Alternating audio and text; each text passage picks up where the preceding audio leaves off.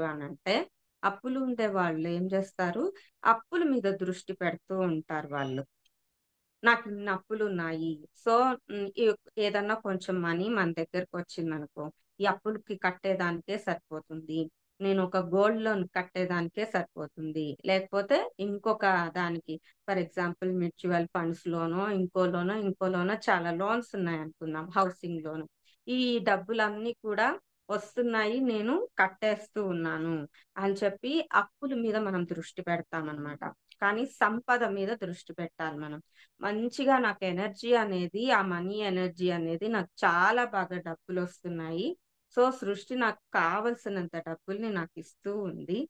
So, ఆ డబ్బుల్ని ఇస్తూ ఉన్నందుకు సృష్టికి కృతజ్ఞతలు అని చెప్పుకోవాలి. అంతేగాని డబ్బులొచ్చాయి మళ్ళీ దానికి కడుతున్నామా? వస్తేనే గదా మనం కడుతున్నాము. అంటే ఎంత కట్టాలో అంతకన్నా ఎక్కువే వస్తున్నాయి గదా మనకు. సో, వస్తున్న దానికి మనం కృతజ్ఞత చెప్పాలి. అప్పులు అని చెప్పి మన నోటితోటి అదే చెప్తూ ఉండకూడదు. అప్పుడు ఏం జ ఏం తెలి ఏమన్ మన నోటితో ఏమంటామో అదే కదా మనకు రావాలి. మరి సబ్‌కాన్షియస్ మైండ్ ఏం జేస్తుంది? అప్పుల గురించి మనం మాట్లాడుతూ ఉన్నప్పుడు, ఆ అప్పులు నీ లైఫ్‌లో ఉండేటట్టు చేస్తుంది. మరి నువ్వు అప్పుల గురించి మాట్లాడకుండా సంపద గురించి మాట్లాడుతున్నావనుకో, సంపదను నీ లైఫ్‌లో ఉండేటట్టు చేస్తుంది. సో, ఎప్పుడూ కూడా ఇన్నప్పులున్నాయని అట్లా అనకూడదనమాట.